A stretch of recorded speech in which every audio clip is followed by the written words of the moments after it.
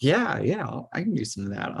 Hi, my name is Scott. I'm here to talk about web accessibility and kind of a bunch of ins and outs about it, what you can use, what some of the tools that are kind of deprecating and are maybe not upholding in court, even though they're even still good tools to use. They even say in their terms of use, we don't recommend these as legally sufficient.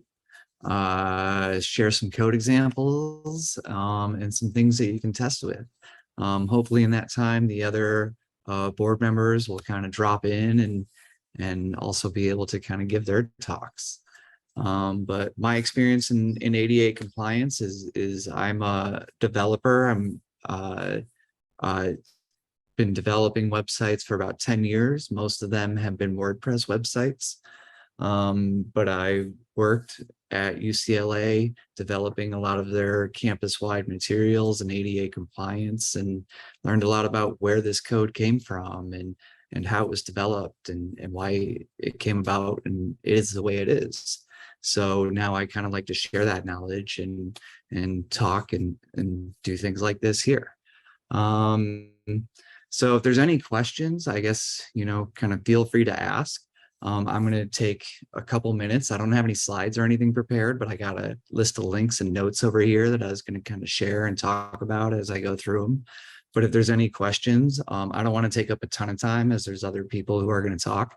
But, feel free to ask. And I'm sure at the end of all this, we'll be able to kind of go into more detail about a lot of things. So yeah, with that said, I guess I'll start sharing my screen.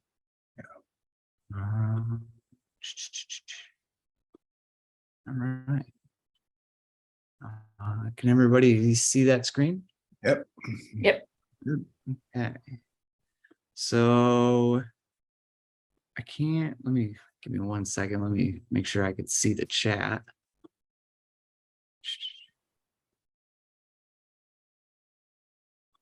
There it is. Okay. So I guess I'll start with the W3C. The W3C stands for give me a second. I got to get my screens organized here.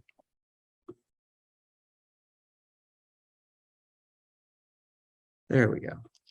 Okay, the W3C, they're the World Consortium, just kind of for code.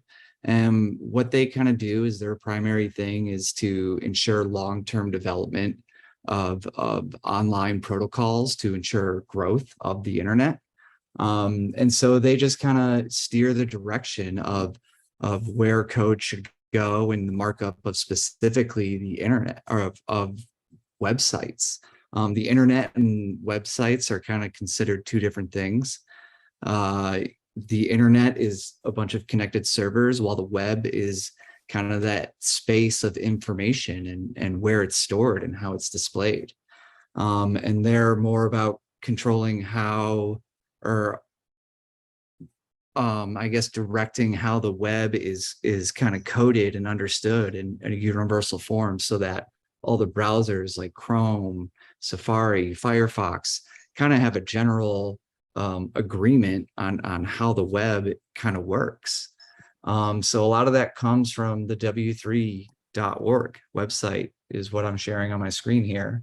And this is where you can find a lot of code examples and testing tools and information about how the code is just developed and how it moves forward and progresses. This team is funded mostly due to grants and memberships. If you want to come here and sign up and sponsor this group, you can do that. If you want, they also apply for grants. They get grants from the government. These guys this group is backed by the US government and is funded by government agencies. Yeah. This website, just looking at it, is kind of dated. They are actually working on a new website. If you just put beta in front of the URL, I believe. Here we go. This is their new website. I don't know exactly when this is going to launch, but they have announced it in their it's even right here on their front page, February 27th. Beta is coming, redesign of the website.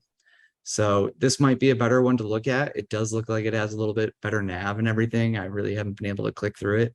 But I just thought I found that when I was collecting my notes for this kind of presentation. So I just thought I'd share. If you want a good list of standards, the W3 offers a good list of standards, both on the side of design and on the side of development. And if you're really going to get into it, UX and kind of the architecture of how your website should flow.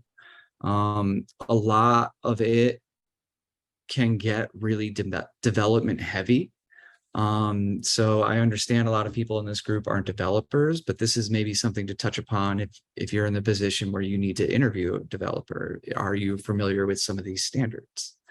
I can share this link in chat. It's just w3.org standards.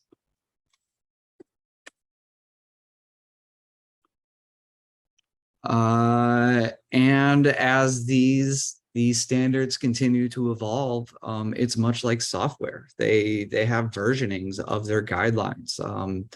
Their guidelines 2.0, which I believe, and I'm not totally sure on this, so please don't quote me on it, but I believe that's where the AA and AAA standards were developed.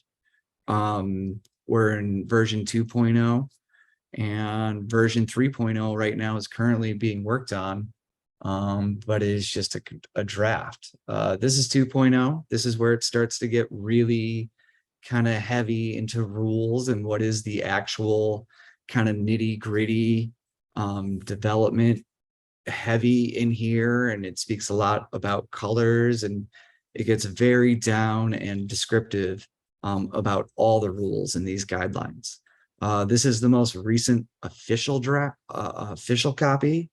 And then there's also W3 version 3 coming out, which is still in working draft, but actually hasn't been edited since December 2021. Even though that's the latest edit, these are still kind of the most recent up-to-date rules that are published by, the most official authors. I put official authors in quotes like that because when you bring this stuff into legal battle, it can still get hairy, as we've seen in courts. I don't know how many people are familiar with, some of the court cases that have gone through, but it gets really kind of undefined when it comes down to very kind of descriptive questions of, is this because it's ADA compliant on a desktop, is it also ADA compliant on a mobile versus, this other screen reader that's over here? Websites fall under the category that need to cover all of these bases, which is very interesting. Things like phones, fax, and other devices have never had to do that. So websites fall into a very broader category, which is harder to decide in courts. But as these rules become more defined, it has been easier to work around them and kind of decipher what is what. Some of the tools that I've come across that I've used in the past.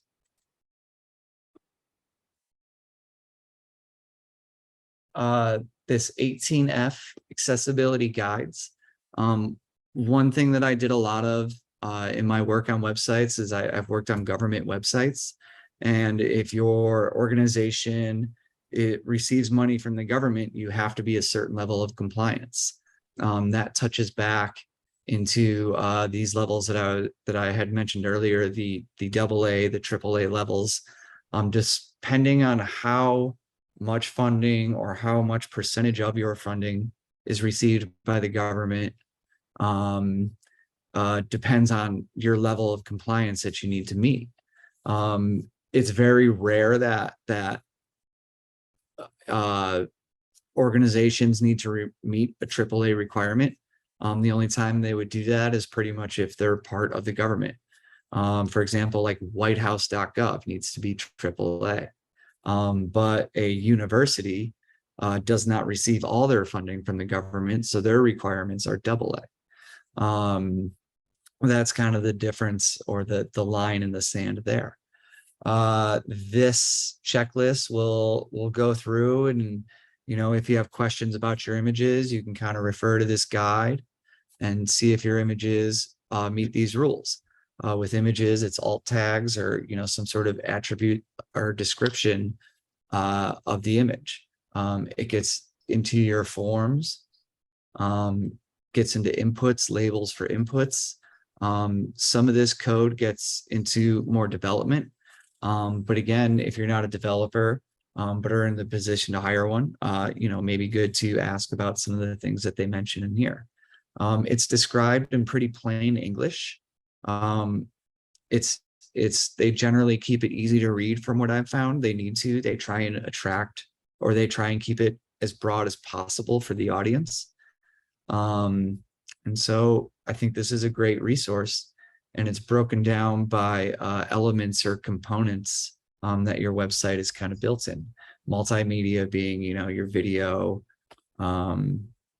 captioning, auto descriptions, tables, familiar with tables, with titles and names and numbers, and being able to describe, your columns versus your rows. And then also your captions here. All of these things combined, are the big difference between a AA or AAA compliant website.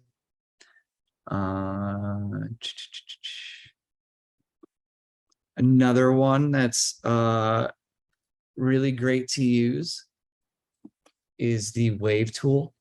The Wave tool can be added to your browser. I can actually give an example right here.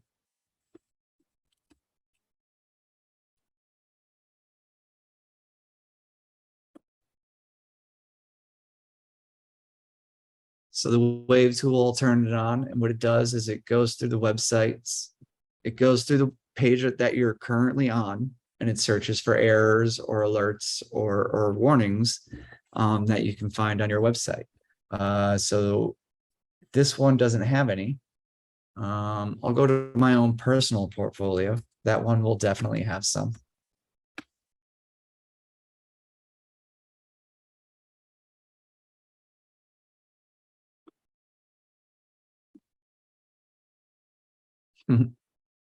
As it breaks, of course. All right, well, let's go to Yahoo. Let's just do Yahoo. So Yahoo has 12 errors. What it'll do is if you hover over the icon or you click the icon, it'll give you a more detailed account of those errors. So this is jumping around a little bit, which is sometimes the frustrating thing I find with this tool. But for example, the errors I'm clicking are linked images are missing alternative text. So that would mean your images need to add alt tags. It'll be as clear as possible, in the errors and references that it gives you, redundant links, underlined text, and it'll try and give you like a little bit more information on why it matters, how to fix it, and steer you in the right direction of getting it fixed. The one thing that they do say in the terms of use of this tool is, it's not a legally binding tool. So if you do get into trouble with your website, and you go to argue in the courts that, oh, I used the Wave tool, it does say in the terms of use in the Wave tool that this is not, legally binding. Do not bring us to court and mention us. We're not claiming that. So one thing to remember with that tool. Hey Scott, can I ask you a question? Yeah. Sure. You talk about alt tags for an image, but the image a link, going to a link. Is it required to have an alt text for a link?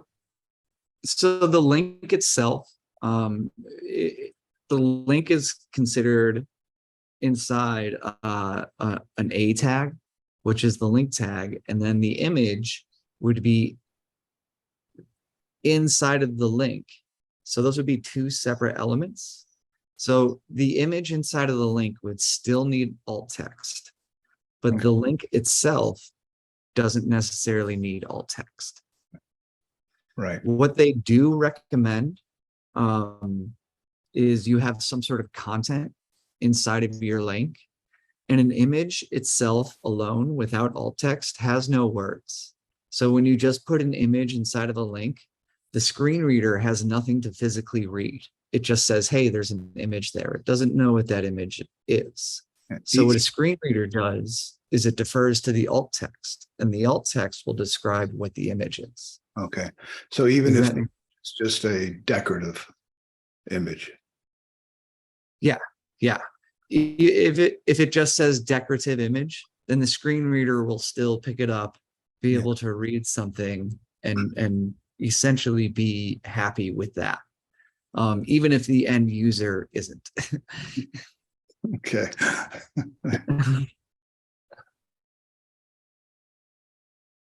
I found that the wave tool is not great for images with overlays. What would you suggest in that case? Could you expand like an image with an overlay? Like, do you mean like an opacity color or something like that? I'm not totally sure what you mean. Yeah, can you hear me? When you put a Yeah. overlay on it to make it darker, so there's more contrast between the with the text. Yeah. So if you've put your image into the website with CSS and it's a background image, a screen reader can't read it. So and that's often what happens with images with overlays, not all the time, but a lot of the time. If the image is in line in the HTML, you should still be able to attach an alt tag, and the screen reader should still be able to read it. But what you might get is a color contrast error. So you might get an error that says, hey, this image has now become too dark, and the user cannot see it or cannot understand what it looks like.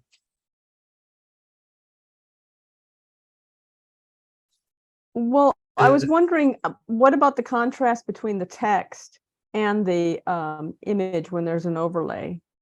Because I get an error message.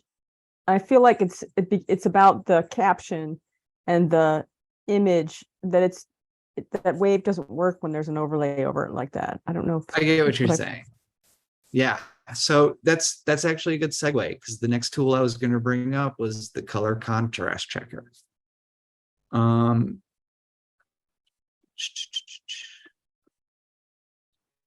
So this is the color contrast checker.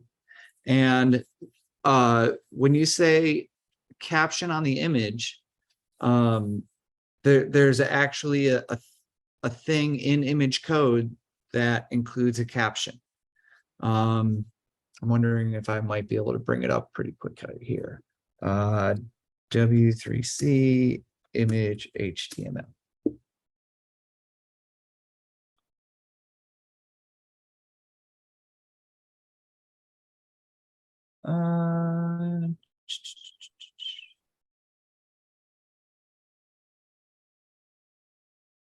Not so much.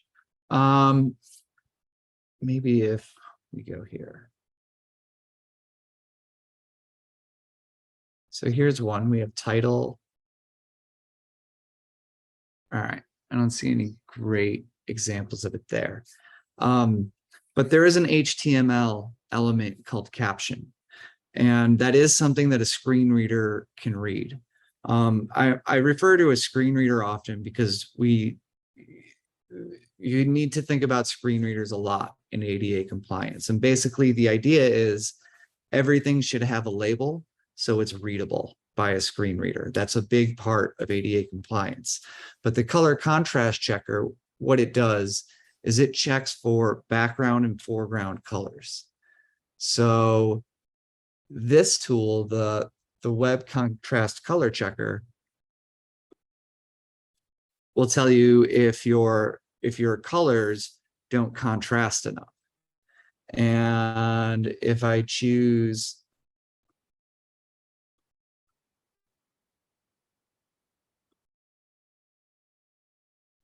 colors that more closely match, you'll see that I fail the test. And there's different levels, again, for the AA versus AAA.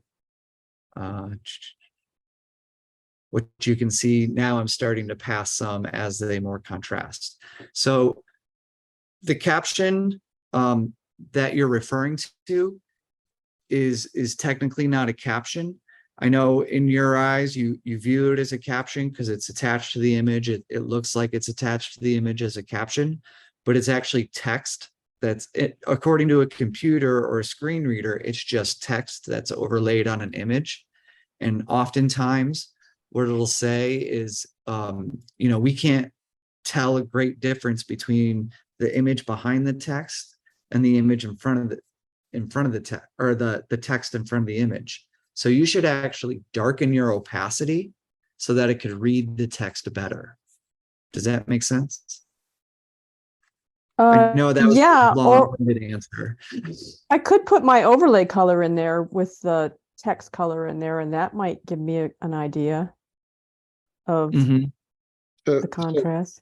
Laura, I had a question. So are you putting your captions over top of an image or under? Yeah, like you see with an image, and then it says, maybe the title, maybe it's a banner and it says blah blah blah page, whatever, photos or something, and there's an image, and then there's an overlay, and then there's the caption or the title or whatever, the text.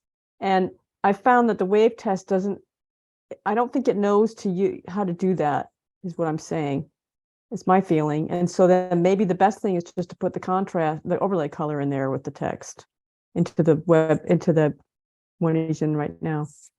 Yeah, I've seen that, which it actually looks like the text may be white. It may be a dark image, but it just fails completely as far as the contrast test. Yeah. Yeah. And I think it's, yeah, exactly. Or I think what you're saying is you've got an image that requires it needs to be darker so you can see the text. And so you put a dark overlay over the image, and Wave is not seeing that, correct? Yes, that's my experience. Yeah. But I think I'll just use this tool and I think I've done that in the past and put the overlay color in there. That's particularly tricky with parallax because the image will potentially move, so the background behind the text changes. I've run into that, and that's kind of a tricky one to solve. Yeah, I can tell you from experience, one thing that I consistently do on my websites now is, instead of an opaque background on top of an image with text overlay, is I end up doing these solid backgrounds and just kind of let the image show completely.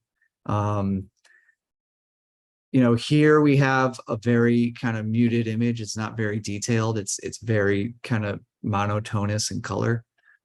So that's kind of where we're able to get away with, overlaying text. But generally, we just started putting solid backgrounds behind all text. This is about your limit for still being readable. That's what I've come across in my experience. Another thing about that, Scott, addressing Laura, I guess in that situation, that's not really an image caption, right? Yeah, You might have text that's unrelated to the image, but the image still needs to be described. Am I understanding correctly? If the image is in the background. So, like for instance, that image right there that's up on top there, if that had that overview of the city, if that had some text on top of it that had nothing to do with the image is just kind of decorative, then the whatever the text is above that image may have nothing to do with the image necessarily in terms of describing it. And correct. What the question Laura spawned for me is, like, how do you deal with that? I mean, because the text might not be a caption in a sense that's related to the image. The way it's done Yeah. here, I suppose, works because there is a caption of source, and it does of sorts, and it does describe what the image is, but that's not necessarily the case in all situations. Yeah. So like for down here, you know, the images behind, you know, they're not necessarily captions for the image. They're text that's overlaid over the image. So the screen reader will still come to this and decipher, oh, there's an image here, and then there's text here. So unless in the code, the image is specifically coded as a caption, then it's just going to consider it another bit of text, and it's not going to tie it to the image anyway, unless it's an alt tag on the image. Does that make sense? It does. So in the example there, apply, tuition and aid, campus tours and all that, would the images be considered like decorative, where you wouldn't really need to have alt text? Yes, correct. Okay. Correct. Yeah, I would still include alt text in them, because if they didn't have alt text, they wouldn't be ADA compliant. But that alt text would literally, it would just describe the image. Like I would just, you know, for example, even though the link that it's on says admission and events, I would still describe the image as girl at, or girl ringing bell, or whatever that image seems to be. You know, group wearing backpacks for campus tours. Yeah. Okay, thank you. Hey, Scott, before you move on, are these all cover blocks? So you're putting alt text onto cover block images? I could show you right here. So I'll try and it didn't zoom in the right page, did it? There it goes. So you can see the images actually, and I didn't build this part of the website, but it looks like this image was actually added as a background image. So the screen reader can't even really see it. So there is no alt text. The screen reader doesn't actually know that this image exists. So this isn't actually a great example. But it still has the link in there, and the link actually has the readable text, and the screen reader will read that. So it'll still get the information of where the link is going, but it actually completely overlooks that there's an image there at all because it's a background image. If this were built differently and there was an inline image, it would still be the same thing that applies, but the inline image would then be viewable by the screen reader and would need alt text. I know that gets a little developer heavy, but I hope I'm describing it in a way that kind of makes sense. Quick question about that, Scott. Does that violate ADA standards if the image is in the background and it conveys meaning and you can't adequately describe it? Is that just bad practice to do it that way, or? Yeah, exactly. You know, you could, and I'm not a lawyer, so please don't quote me in court, but you know, you could theoretically go into court and say, hey, like the image is decorative. It doesn't necessarily mean anything. It's not necessarily, you know, there to understand more of the website. So it's not needed to navigate or understand something. So yeah, at that point it's decorative. Where you do lose is the image is no longer findable on search results. It won't be findable on Google. So you might lose in a little bit of search impressions. Yeah. Thanks.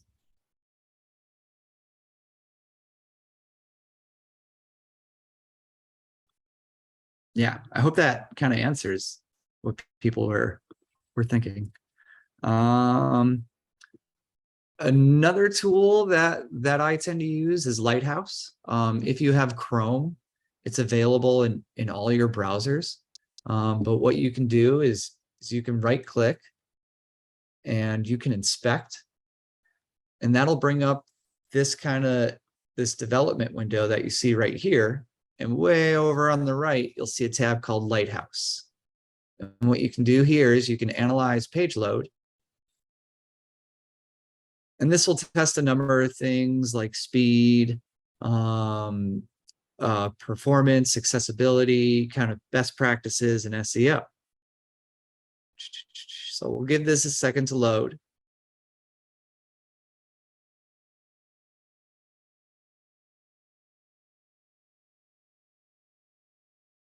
And you can kind of see your scores here. This again is a really well built site. It took us, a year to build this site, a team of developers. It wasn't just me. And this site got really fine into detail on accessibility. UCLA is an organization that wants to rank very high in that category. Not all of the sites that I have built rank like this by any means. So I just wanted to put that out there. This is a very high standard that we're looking at. But here in the Lighthouse tool, it'll kind of show you what it looks at. And if you haven't passed these things, it'll show them in red under a different kind of accordion. But you can see here all the things that it looks for. It's a lot of ARIA labels and ARIA tags. That's stuff in your navigation, again, that your screen reader will read. If you really start to dive into ADA compliance, you'll hear a lot about these tags. And what they are is they're, again, physical attributes, similar to alt tags that are tagged to things like links and navigation. And Google Chrome specifically, along with most of the other browsers, read those, look for those. Screen readers read those, look for those. There's a lot of screen reader capability built into Chrome, built into Safari, built into your Android and iPhone devices that are all looking for these tags and read these tags. Going back to what we were talking about earlier, all of this technology, these tags, these captions, everything we're talking about was put forth again by the W3 organization. Some other testers and readers are Site Improve.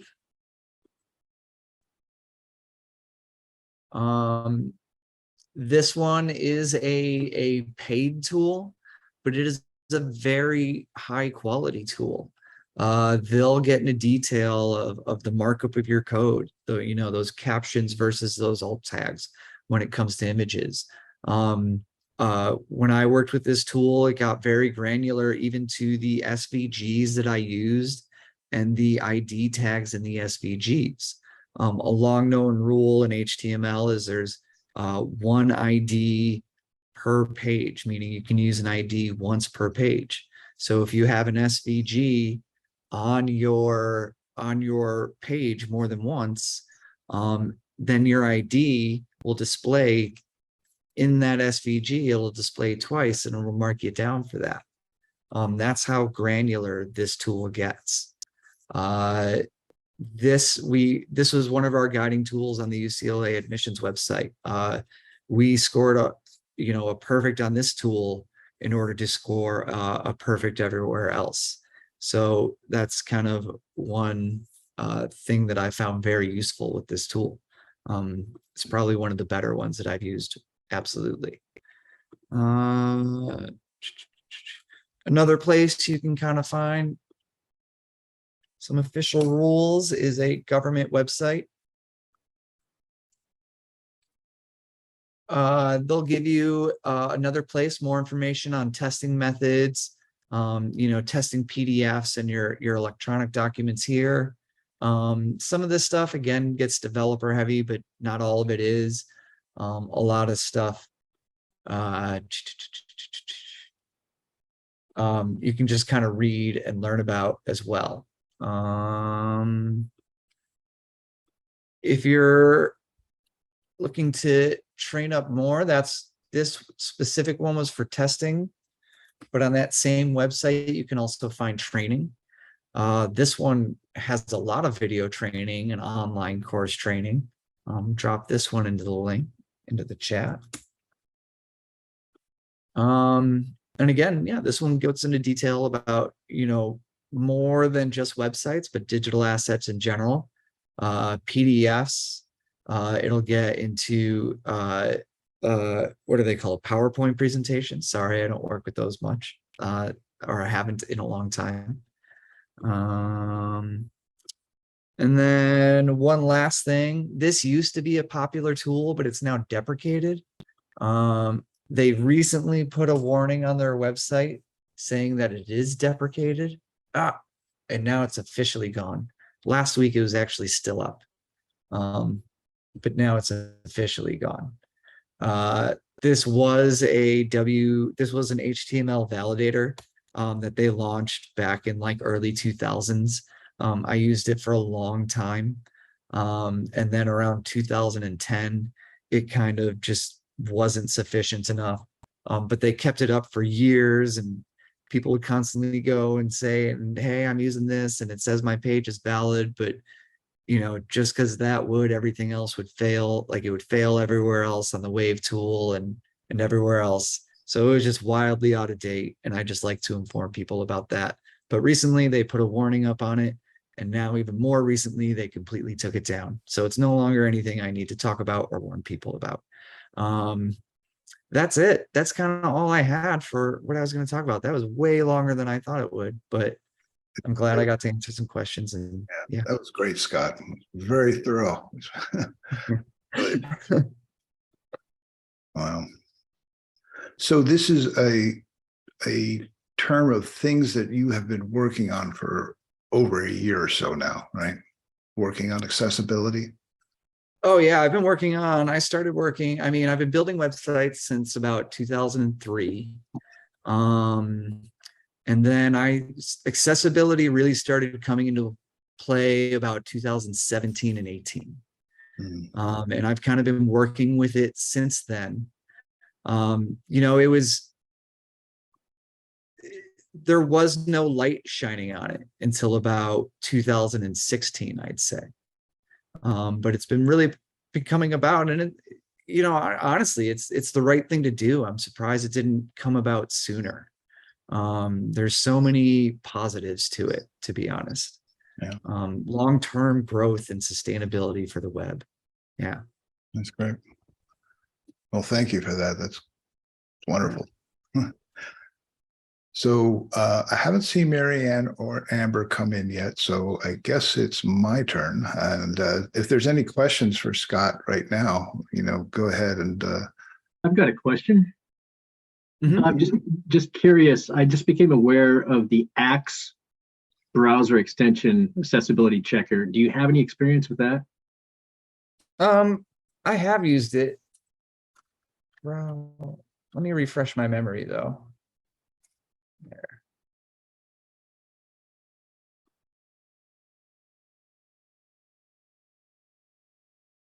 Yes. I even have it on here. It's already installed. I liked it, but figured it was expensive for me. Yeah, I can't remember why I stopped using this. I think there was just a number of other tools that just kind of came into play for me. I don't have a solid answer for you. It's been a while since I've used this one. I'm sure a lot has changed. But I don't off the top of my head, like having a bad issue with it. Okay, cool. Thank you. Yeah. Yeah, I've got a question too. If is there off the top of your head, can you think of like a certification or a training course that you would trust, or that you would recommend that people take if they want to be able to show employers that they? Yeah, I would say, I don't know about actual certifications, but being able to talk about some of the organizations that I mentioned in here. For example, this Section 508 Gov training, all of these online courses fall right in line with the actual laws and standards. And they try and make all these courses easy to read. So my best advice would be, these will teach you how to walk the walk and talk the talk. Absolutely. Yeah. Great. Okay, great. So I'll go ahead and I'll start sharing my screen. Mine will be simpler maybe, but we'll see how it goes. Let me get this set up here. Okay, and let me roll this up too. Can everyone see my screen? Yep. Okay, so I'm going to be talking just primarily about Polypane, which is a developer-focused browser. It's not your everyday browser that you're going to use for just moseying around on the internet. It's designed for developers, and one of the big things that they're designing it for is accessibility. They do have tests built in. They do have responsive design. And if you can see me move my mouse around, they have light and dark mode and some other very nice tools for managing and actually seeing what it is going on your site. This is not free. Well, it's I should say it's free trial for 14 days without a credit card, so you can test it to see if it's going to be something that's useful for you. I've been using it for about 3 months when I put together my wife's website, and I'll show that too about some of the things that I found out about accessibility. And this was just like interesting processes going through. So it's $9 a month. It's at $108 a year. And so they have great documentation. To be honest with you, I haven't read it so much, but I've just been working with it. So I'm going to jump over into Polypane, which is, again, a application browser. And you can see Polypane up here. And I pulled up a WP Tavern page. And again, you can take a look here and see that they also have developer tools. Can you see this text up here where I'm moving the mouse? Okay. So if you're in edit, Marianne. So if you see we're in edit mode and we're in with what they call dev tools. This is your standard Chromium browser dev tools if you've seen, and you can work with this. This is not that exciting about this, but one of the things you can do is you see you have 2 panes here, this is a desktop hard drive, high definition, if you would call it that. And there's also an iPhone here, and they scroll together. So you can actually do work. You can have as many of these panes as you want to have, but just so I'm keeping this area over here, I just put 2 up here. And you can see if I click here, you have a plethora of capabilities to say, I just want to see what it's going to look like on a Moto G4 or on a desktop 4K version. So you have that kind of capabilities, and I like the locking that they have, so you can scroll down and see what's going on. But the thing that's interesting from my perspective on this is getting into the accessibility area. So from going to edit and dev tools, I'm going to go to info and what they call meta. And this is basically what's in the head of the website. So nothing here is visible to the user. They're just head tags up there that are just targeting things and showing and displaying things for mostly readers. And so I'm just going to refresh. I have to do a lot of reloading here because all these have other things here. And you can see this is mobile friendly. There's a theme color associated with it that's missing. And I didn't even know that existed, but it is part of one of the tags, the HTML tags that go into the head of there. And you can see the robot text have Twitter tags, meta tags, so you can actually click on any of these here. Come on, there we go. And viewport and things of this nature that they have. So this is pretty straightforward. Again, nobody's seeing this. This is the Facebook social snippets that they have in here too. So you want to make sure that you have these things if they're important for you. So there's an area called outline, which I think is one of the more interesting ones. And this is visible with images, but I'm going to go back to headings over here in the upper right corner. And I'm going to have to refresh, and you can see the headings and you can share them, and they'll tell you where there's issues. And this one is one, because this is an H3, which is way down at the bottom. There's an H1 at the top, but there's nothing in between. There should be an H2 instead. And you can see also there's some other hidden H1 over here too. These are the things that are fairly easily corrected, because the idea with the heading tags for the HTML is that they stack in an order that makes sense. So it should go H1 to an H2. You can keep an H2, then you go to an H3. You just don't want to be jumping another tag in between. You wouldn't want to have an H4 here. And to be honest with you, these headings are supposed to, target to the way where they get larger when you have a larger heading, but you shouldn't treat them as styling for your websites. Headings are just, these should be fixed on this. If the heading looks too big, don't change it to an H2. Change it in your markup that you have, and just change the font size of it for that particular thing. So as you can see, and I pulled up the whitehouse.gov.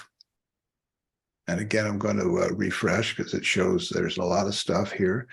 And so there's a couple of, this is a tough one sometimes for mobile friendly, making sure your tap targets are, not too close and not too small.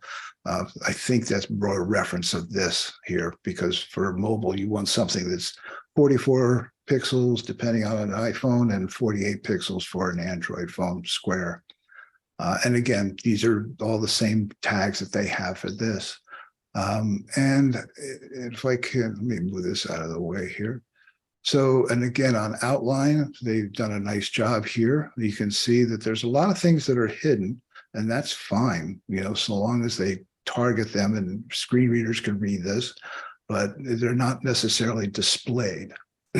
So you have, again, a mark H1 to 2 to 3 all the way down the line, then back up to an H2, which is fine, an H3 and all the way down the line. It did a nice job on that. There's another section under this, which would be for landmarks.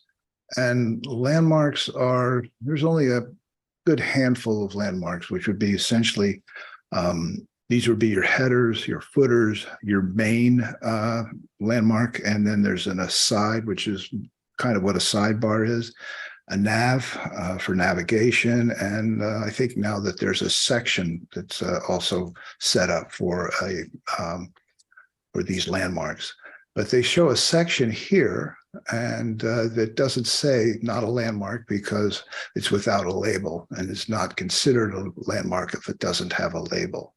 So these are giving you some tags on here. This is not a landmark. This is just a null. This is outside the scope of everything.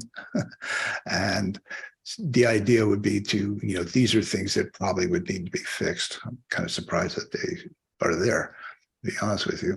There's also, you can get into links here, and you can see there's an ARIA current label that's missing.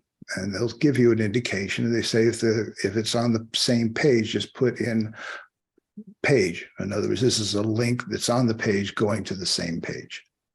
And that would be something that you could add in here. Again, going in, then you have images, and you can see through here too what they have in regard to whether it's an alt, empty, decorative.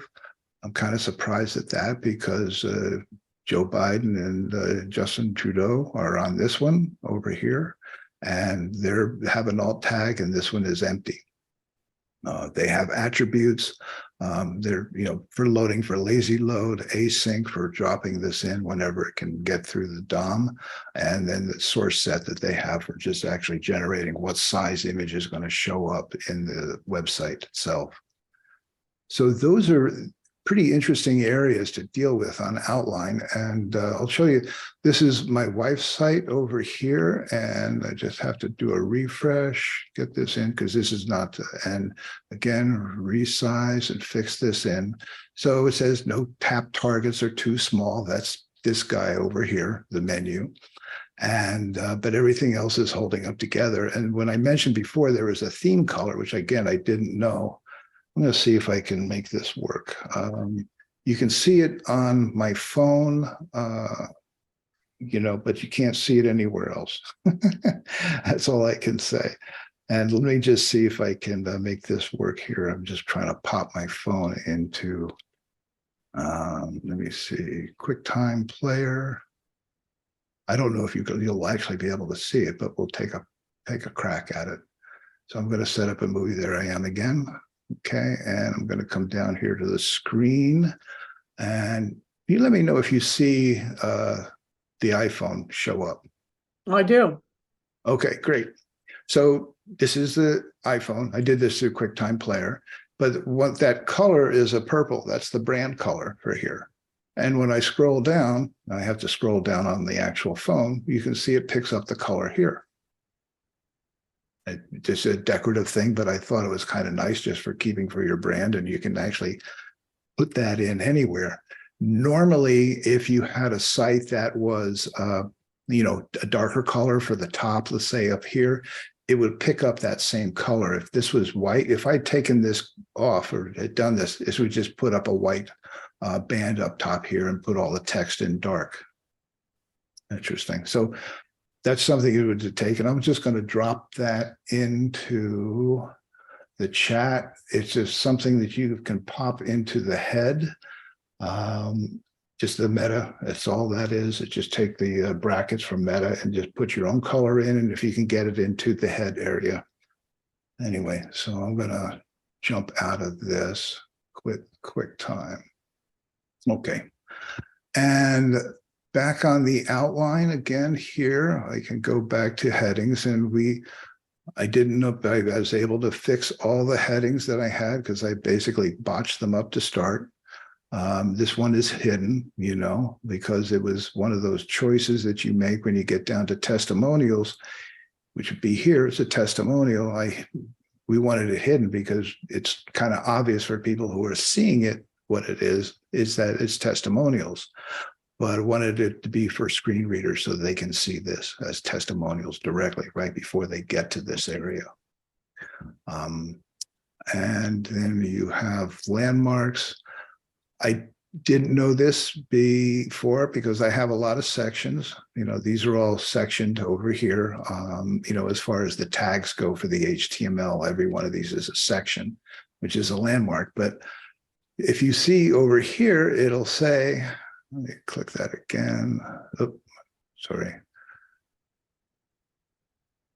It'll say not a landmark without a label are not considered landmarks. So I just dropped in this silly awesome flower region, for the top one up here. And it's now it's considered to be a landmark because I put that in as a ARIA label. So I didn't know this about this, but the system that I use, there's a lot of sections, as you can see, and you can see the actual section up here at the top. Here's the ARIA label. This is an awesome flower. And I probably will go through some of the other sections at some point and actually give them actual ARIA label names because that can be done. Good question, Doug. Yeah. Are we inferring that properly named landmark gets us some SEO juice? Yeah, it should. And it should also help for screen readers too. So, I'm using a theme called bricks. I know a few of you know what that means, but, and you can actually make these HTML tags. Normally these show up as a div, but you can actually make them a section as they are. And the sections go all the way down. Here's a section here. Here's a section here. You can scroll down to see each one of these, and they're all sections. Oh, I see. I see. The ARIA label is what's making it a landmark. Right. I didn't ever heard of a landmark before. Okay, I got it. Yeah. Okay. And I haven't added them to this. One of the things that you can do, and I've been doing also, is actually this section here. Right here. This is a UL. You can actually, if you have a setup where you can actually make a UL and make a line item, these are good for keeping structure, for your ARIA labels and also for primarily your content. They read better for a screen reader, and they make more sense for Google in that regard. This is not specific to accessibility, but I think it is, to be honest with you. So this is a container. This is this area here. And then I have a line item over there, and I have a line item over here. And there are two of them. And I say the data item count, which is again another attribute set, is just set to 2. So when somebody clicks into this, when they're reading, they can either say, oh, there's going to be 2 things down below here. Same thing in here. This is another UL that's down below here. And when they do, you get this one has a data in. I had to add this in data item count to 3, but they can tell that there's 3 cards essentially here. These are the UL unordered list. This is a line item.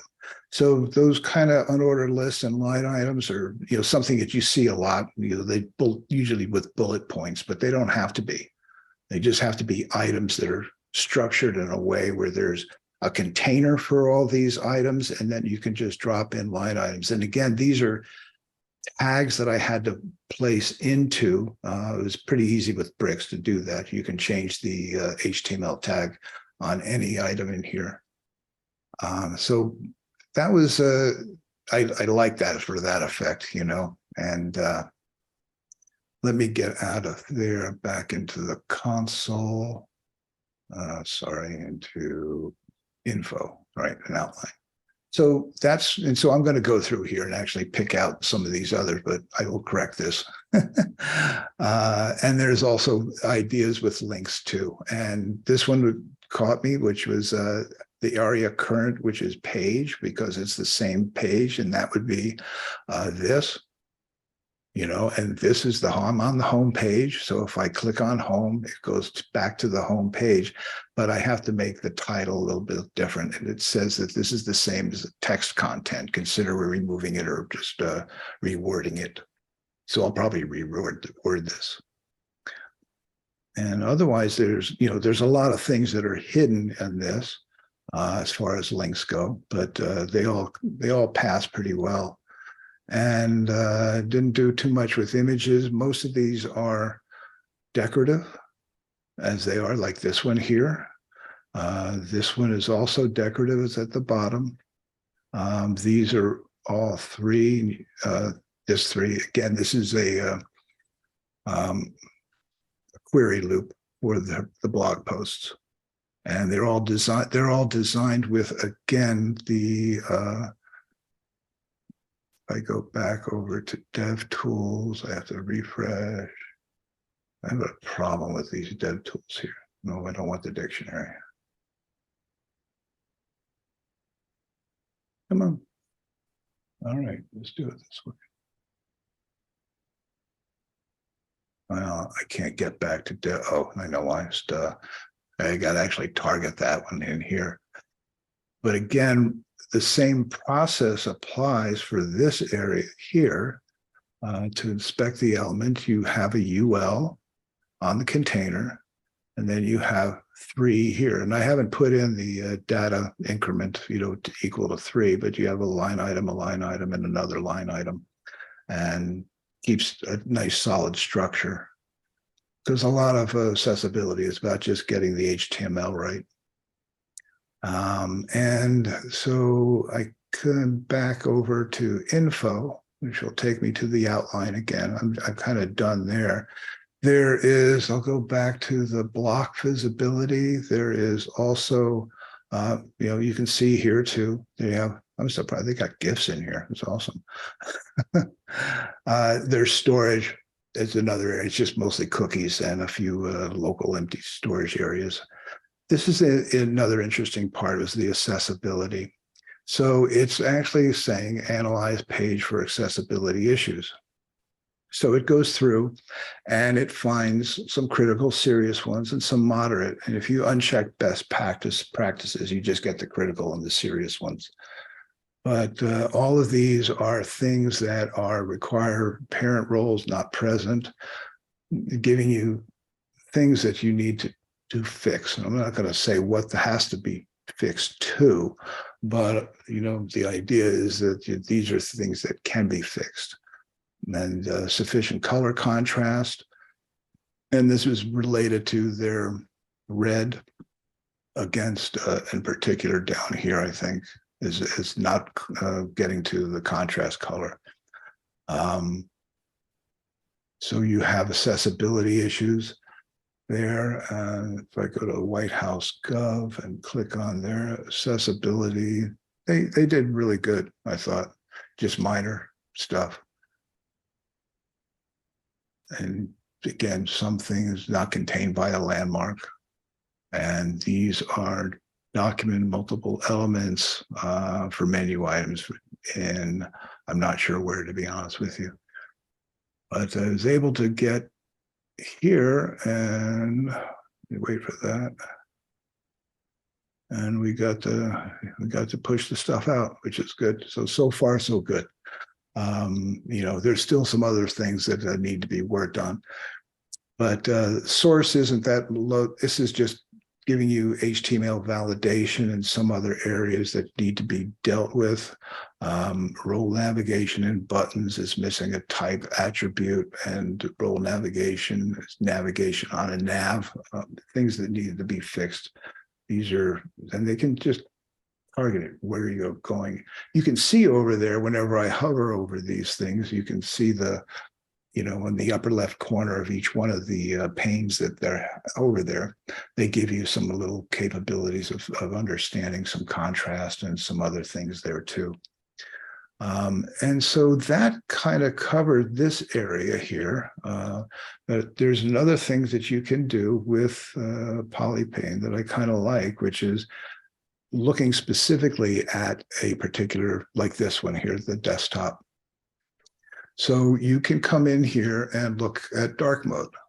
And I'm going to save that for later, but you can actually say media, just a reduce. I want to set it up so that prefers reduced motion.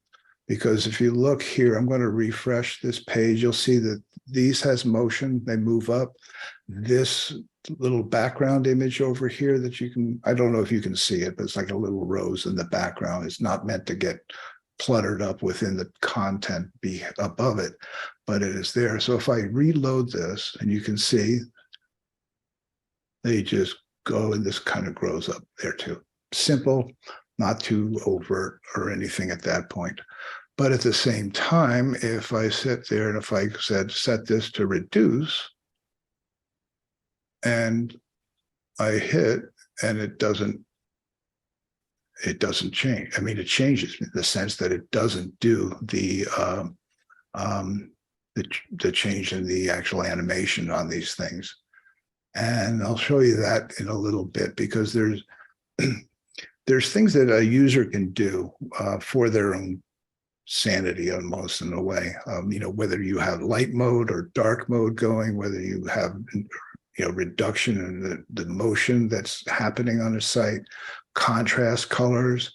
A lot of these things are things that the user has ability to, you know, say, hey, I want to make sure that I run in dark mode, or I want to make sure that I don't want to see motions flying all around on my website, that sort of thing.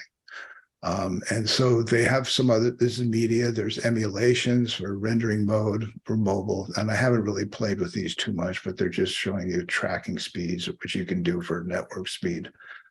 And the other one, get back over here. The last one here, as far as a debug tool, is kind of interesting. It's here's where you get to see the contrast checker. So if I click the AA, and you can see, okay, this one's not too far. I have to get it to 4.5. It's 4.41. But you can see these. And I think this is the one that Laura, you were talking about, you know, where you have white content over top of something that looks very pronounced and popped out. But this failed miserably, you know, compared to what's going on. So this is something that I'm not really sure what to do at this point.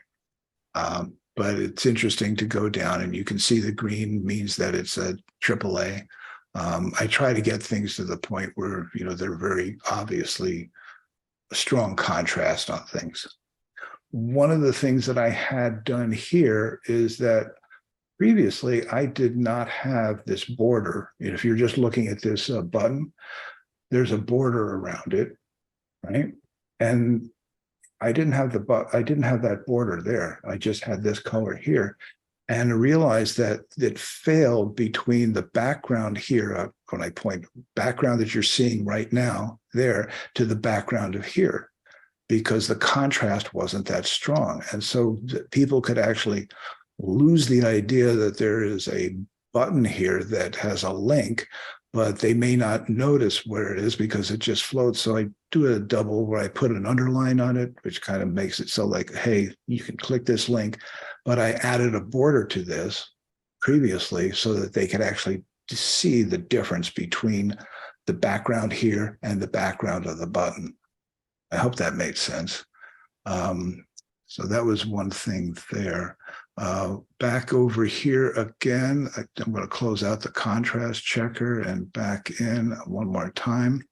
They have a lot of things for show area attributes. They can just put up all the attributes that are available.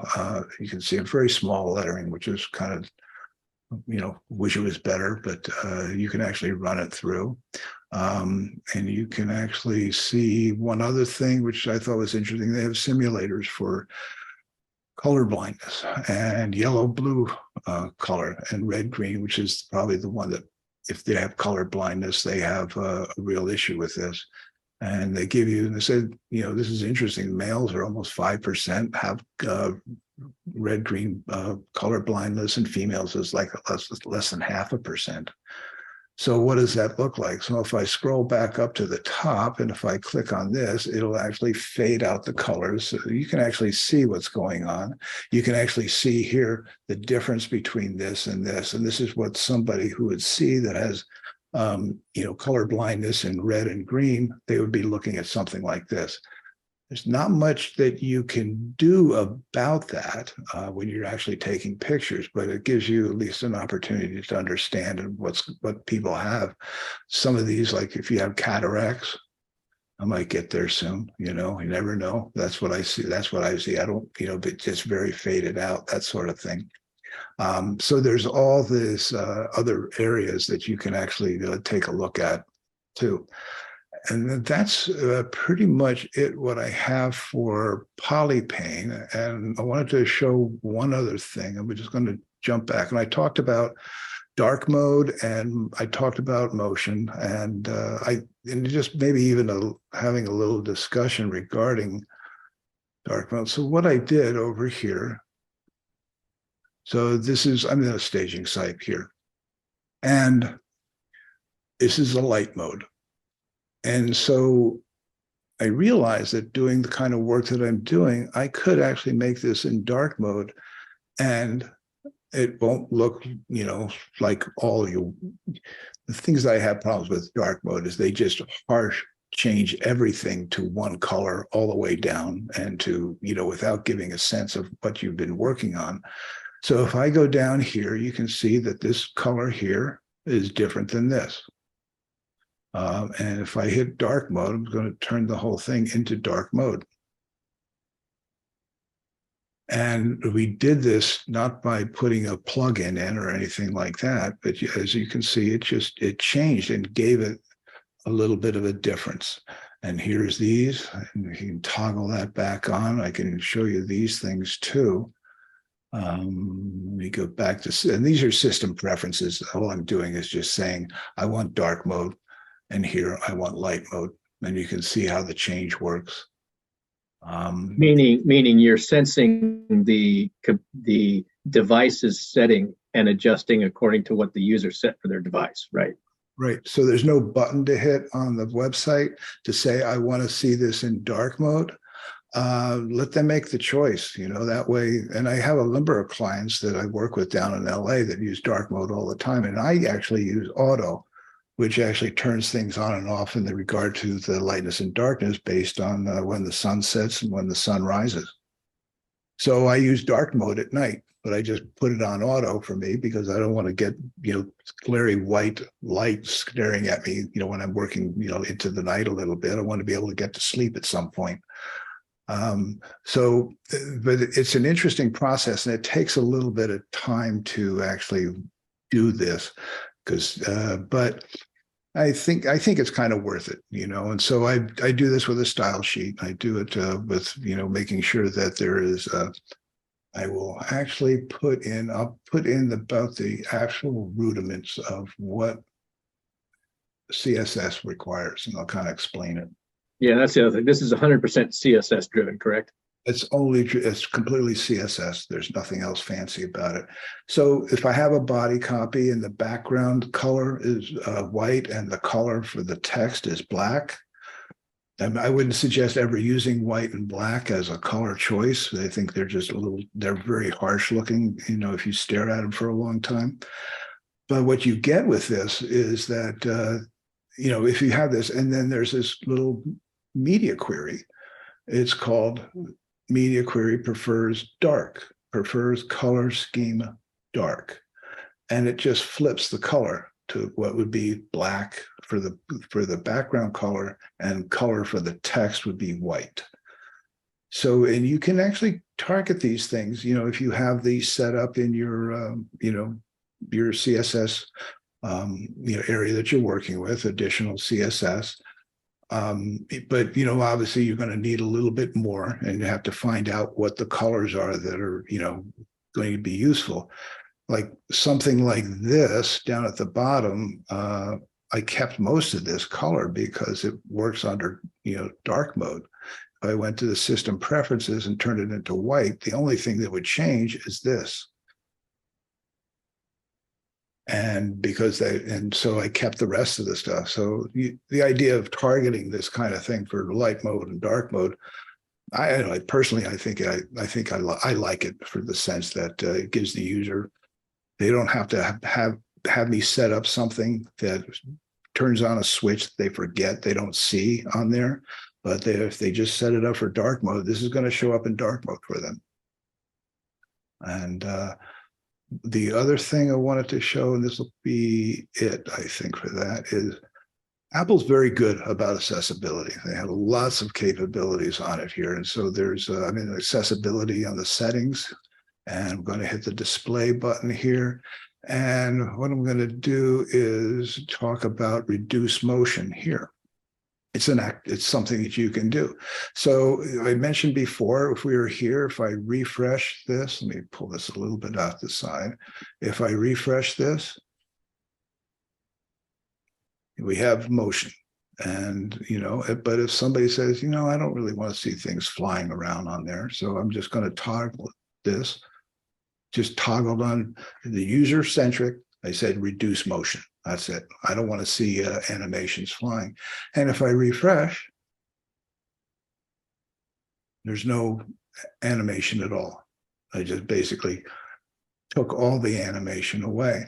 And that is done with another contrast. This is a little bit longer, but you can just cut and paste this into your CSS. And I got this from a guy named Zach Pyle.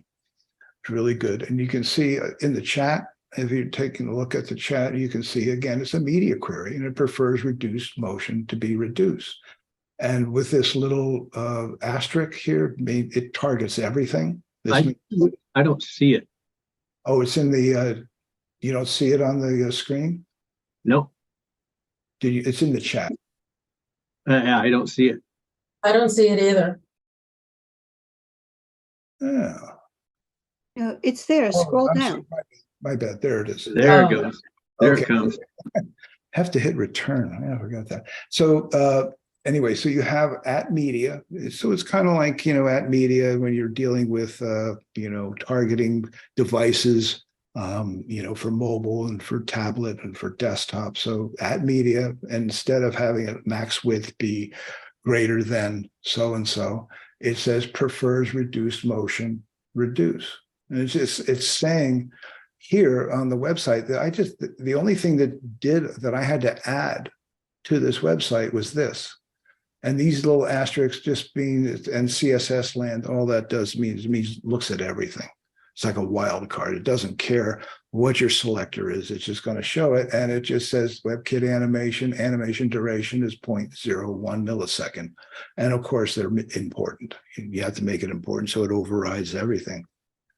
So it's a nice way to actually provide for some people that don't like animations. Obviously, if you do a website that doesn't have any animations, doesn't matter. But since we have just a few, I just thought it would be good to put it in there and actually utilize it like that. Any thoughts on why they don't just put the animation at 0 instead of I 0.01? don't know if that 0 milliseconds work. These are related in how fast this goes. You know, so it's the duration, and so it's 0.01 millisecond. I don't think there's the reason, my guess is that because 0 milliseconds doesn't work in this. That's my thought. I don't know though. But you're not going to see any animations at 0.1 millisecond. So anyway, so, and again, this targets everything that's going to be animated on your site. So, and again, it's something that somebody would do. Somebody would come in here and they say reduce motion. They may actually say, you know, I want to increase contrast because I'm having a contrast issue. I do have a client down in Los Angeles that has contrast issues and they just popped. Now, if I do this, I don't have to do anything. It's just going to make it contrasty, and you can see how contrasty it got, right? And so but you can actually temper the contrast if you want in some way, but I basically bailed on that idea because I thought it was like, let them override it. If they want it contrasty, let them have it as contrasty like that. So again, these are accessibility issues. There's a whole, you know, don't want to touch invert colors. It's kind of really how. So I don't change any of this except for I make the pointer, you know, on my mouse a little bit bigger. That's it. And in appearance, I will go into auto mode, which tonight is in dusk. And so that's kind of how I would roll on here. And I think that's about it. That's about it at this point. So any other questions would be fine, but me back to meeting. Let me get back. Oh, sorry. Let me stop my share. It's over there. Did I raise my hand? I guess I did. I was going to ask if you had a question, but I figured I didn't want to interrupt. Okay. Yeah. Sure. Okay. Great stuff. Mm-hmm. Giving you claps. That's a I cool want to browser. raise my hand. First, I don't interrupt questions. You have questions for Doug, just say so. Just add them in. Yep.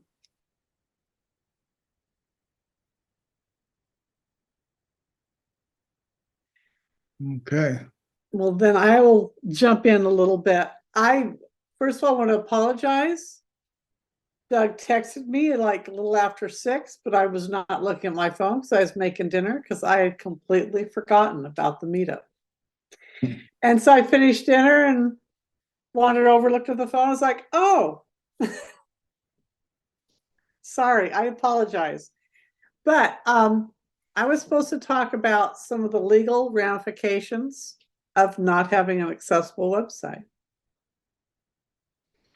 And for small actors, it probably isn't as big a deal, but if you are a larger company or if you take federal monies, and that could be a small company who gets federal contracts, you are required to be accessible.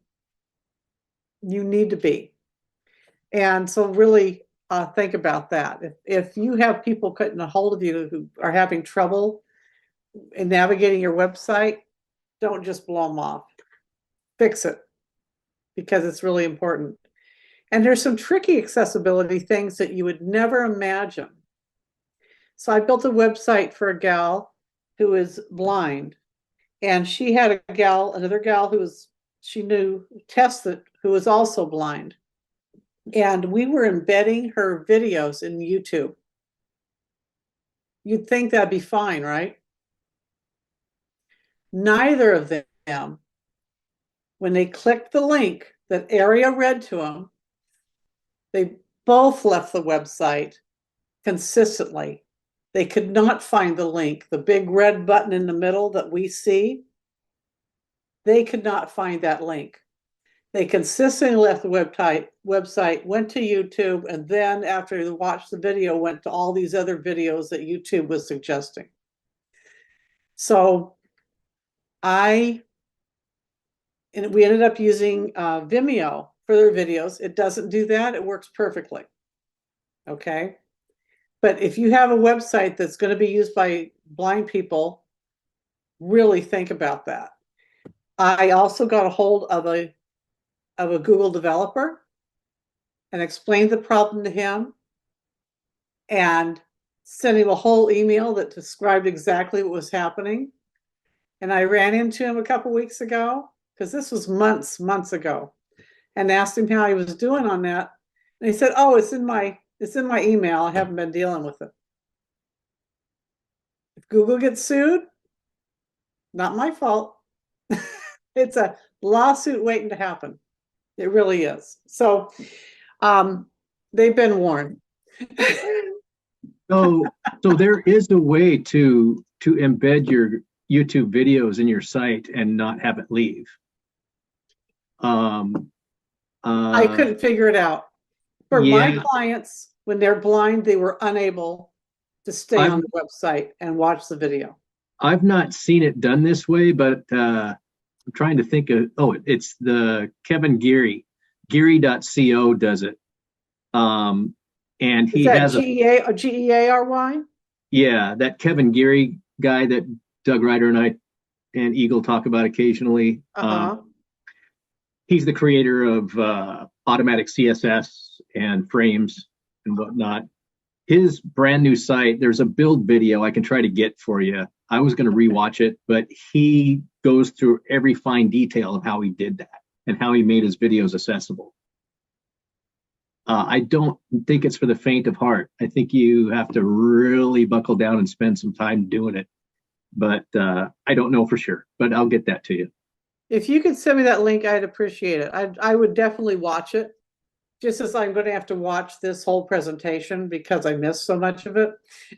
But using the regular WordPress embed, it does not work for a blind person.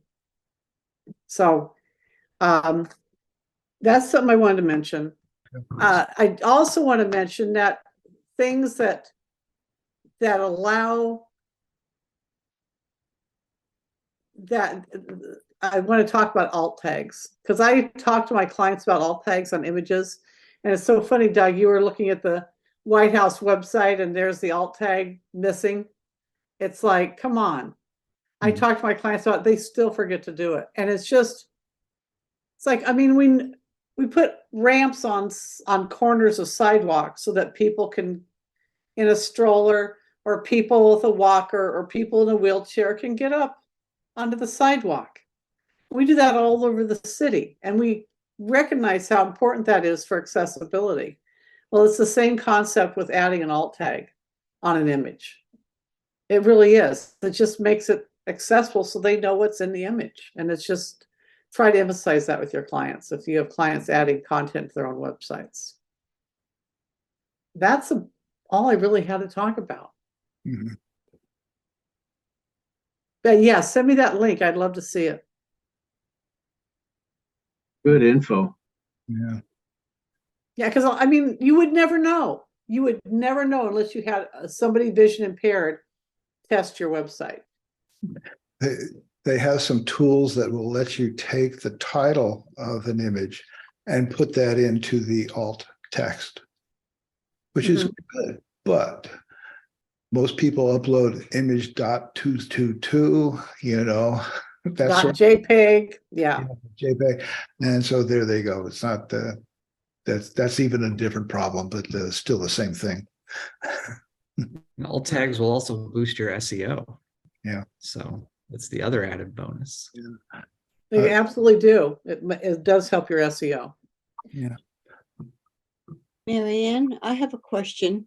If your website passes all the checks that we talked about tonight, but the content that the client puts up, like they put up minutes or a job application, as a inaccessible PDF. It could just be an image. Now are they liable again? Because they're taking, if they take federal money, but their documents, if they haven't, that's what I want to say, documents that they provide the public are not accessible. Are they in trouble now? Hmm. Oh, that's a good question. For me, I try to have the content there. So if it's a PDF, it usually is repeated in some way. In fact, they might not be. It might be an issue. Yeah, I think PDFs are pretty terrible for accessibility. Scott, do you have anything you can? I know that they often will miss them if they're attached in an email, and a client, I don't attach PDF invoices to her, for example, because she won't. It doesn't read it, They can't read, yeah. So if you have a lot of documentation on a PDF, especially for like a job application, there isn't that much. You should be able to include that in a job application, should be added with something like Gravity Forms that is accessible, that Had to do it. I have that same shirt. Yeah. So that's how I would. In fact, I've done job applications for clients. They can be pretty complex, but Gravity Forms allows you to upload a certain number of, like, they can upload their driver's license, and they can upload documentation that they're, that they may need to upload for the job. So I would use Gravity Forms for any sort of job application. Minutes, I don't know that I haven't added that as I've added those as PDFs, but not written out. And I would probably, if somebody requested it, I would just send them a copy, or maybe copy and paste it into an email so that they could actually read it. Yeah. It's not a great workaround, though. So if you did have, that's a situation where somebody who was vision impaired said, "Hey, I can't access these minutes," you would want to find a way to make sure they could in that situation. If the minutes are short enough, I make them into HTML pages, but some of them are 32, 33 pages long, because they'll have a bill list, they'll have minutes from the different, I look at this and go, what could you possibly say that's 32 pages? But if you've got 4 pages of bill lists of what they've paid in their bills, and it's sideways too. So it's just like, no, you don't need all that. No. That's ridiculous. None of the nonprofits I work with take those kinds of minutes. Yeah. There's a treasury report. This is how much money we made. This is how much we spent. This is what we have in our bank account. That's 3 lines. And if they are adding content, after, it was built by a developer and handed off, and they are adding content, and say that does go to the courts for whatever reason, generally what the courts do is go, you have, X amount of time to fix this on your website before they really come down on you and charge you with any fines or financially in any way. Right. That's been my experience. I can't say that will happen for everyone. Again, not a lawyer, do not give legal advice, but that's been my experience when dealing with these cases. Right. PDFs can be made accessible in, like if you use Acrobat or something like that. I've done a couple of accessibility statements, and I've had one client in particular. He has somebody else create all his PDFs, and they rank well for SEO, some of them, so they're important for him. But when we did the accessibility testing to generate his accessibility statement, some of the PDFs failed. And I mentioned that to him. I said, "You've got to bring these back to your guy who does these." And that person didn't actually know anything about that. So I'm talking about the person he uses to create his PDFs. So I think there was a learning experience there as well. I just want to mention that I did run into that. Is Yeah. there a tool that can actually copy? Well, I would think there would be. You would actually copy a PDF with text and even images like that and paste it into a tool that can be just cut and pasted right to a website. I put a couple of links in the chat. Adobe, what is it? DC Pro does have it built in for accessibility checking. And I put a website that's got a couple of easy tools to check PDFs for accessibility. My understanding is that Adobe has upped their accessibility game drastically in recent times, because I watched somebody set all the accessibility functionality. I'm trying to remember who it was. It was just a couple of weeks ago. But they were able, we've always been able to make the text searchable, but there's a whole bunch of accessibility settings that you wouldn't have guessed would be there, because I've always thought of PDFs as not being accessible. No, But that's apparently exactly they can be. It all depends on the creator setting the right settings.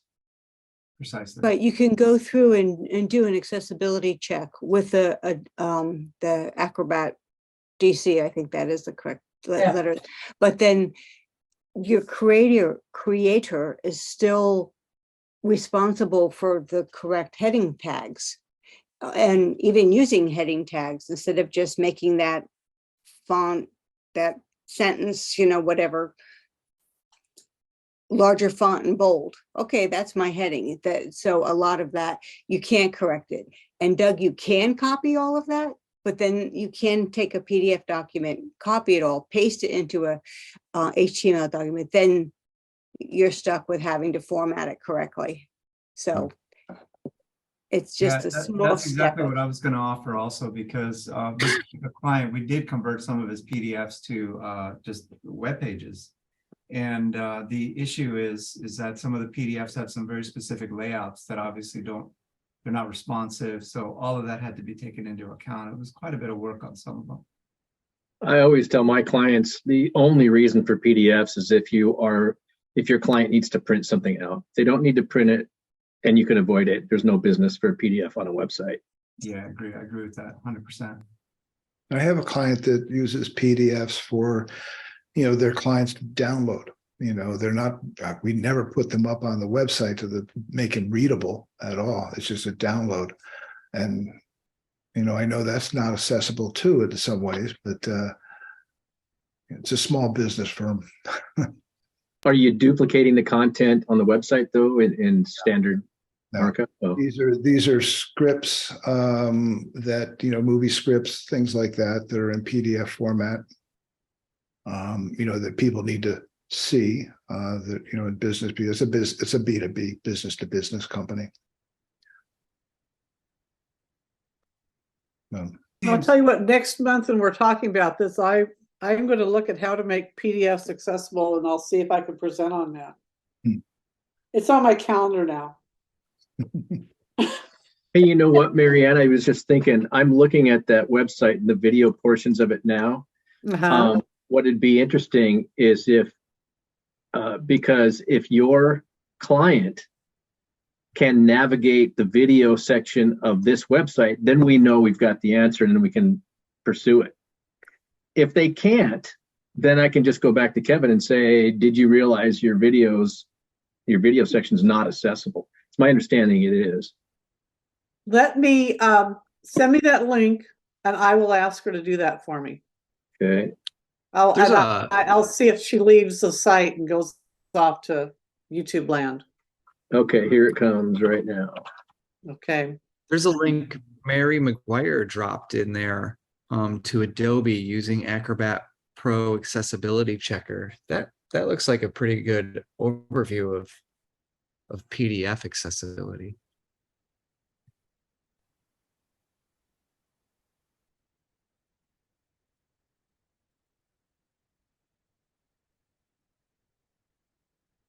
I think that requires Acrobat Pro, though. I think it looks like. So I don't know if everyone has that. Yeah. Yes, it does. But in the argument that I use for my client who has this third-party person who does his PDFs is that if he's doing that, he needs to be using something like Acrobat Pro. Yeah, yeah. If they complain about the price, tell them I used to pay $500 a copy back in 2004 for Acrobat Pro.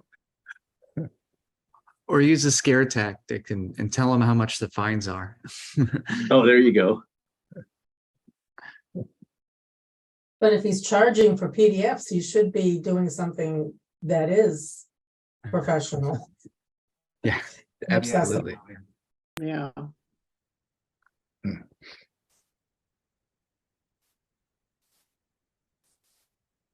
know, I would find it hard to believe that Acrobat Pro is the key holder to creating accessible PDFs, though. I'm sure there's another alternative to it.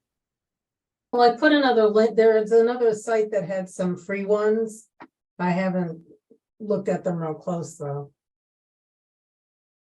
The PDF, isn't that still a proprietary format basically of Adobe? Adobe Yeah. owns it, yeah. Yeah. But it's pretty ubiquitous all across all websites, and not just websites, sorry, but operating systems and Yeah. Yeah, it is, but Flash used to be also. yeah, well, Yeah. I'm glad they lost that one. The one thing is that the PDFs are in the W3 org guidelines. So I don't know if that, holds them to any merit of legal accessibility there, or how that opens it up in any way, but they are included in W3 org. So I'm sorry, what'd you say was included in W3org? PDF guidelines, like WCAG guidelines. Okay. And so, I mean, that means there's got to be some federal funding there somewhere.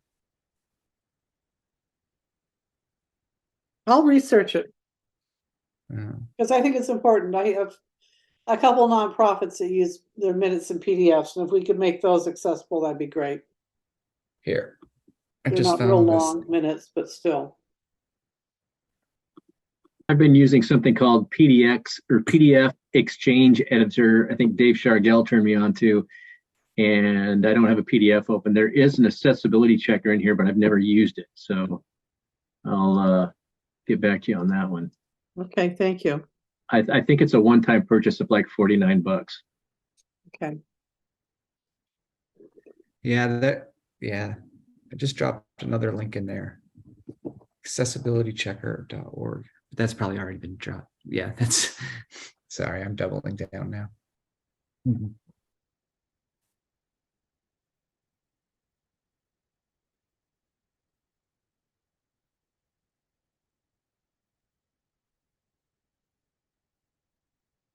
Okay. Well, next month on May 1st, we meet again about accessibility. We're going to cover some more things.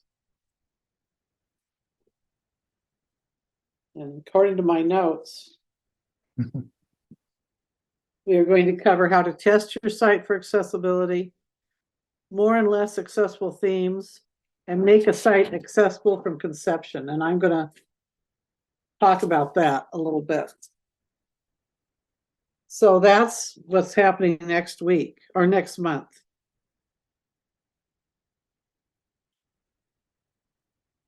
So. Okay. And then in June, you want to know the exciting thing that's going to happen in June? I'm going to show you how to use the 2023 theme and build a website. Very exciting. Oh, And by the time I've mangled my way through that, you'll be like, oh, anybody can use this. So. I've used it That's- once and fumbled through it on a very simple site. Yeah. Yeah, it's I've done several sites with it now. I kind of really like it. I think it works just fine.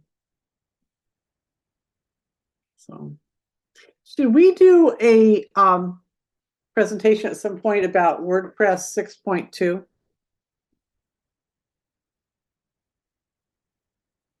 Still Doug? learning it myself. Pardon me? Still learning it myself.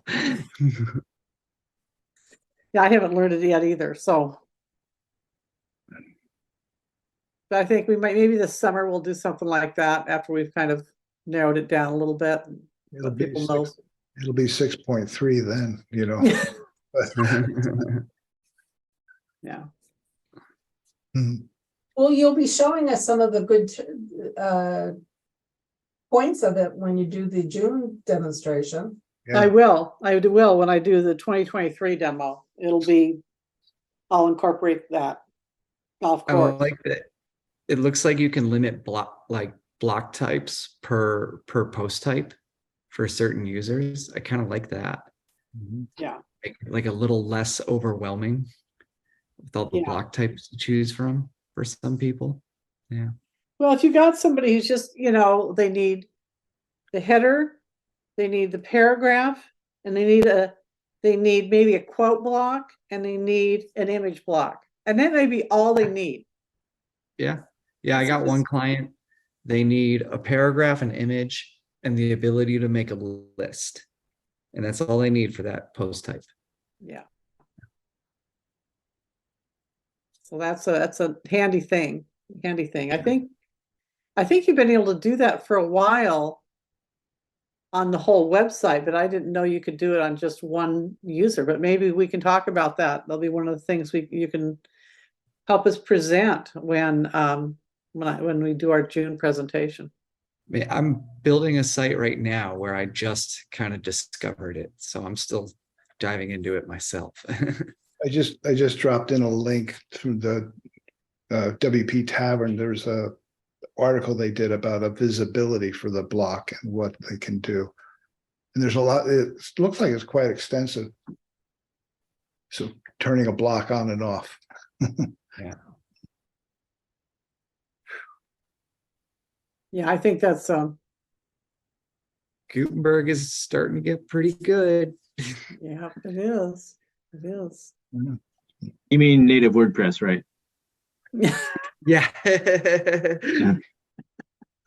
Mhm. Well, the editor Gutenberg, I've seen it ported into Drupal. I've seen it ported into a couple of different CMSs at this point now. Really? Yeah.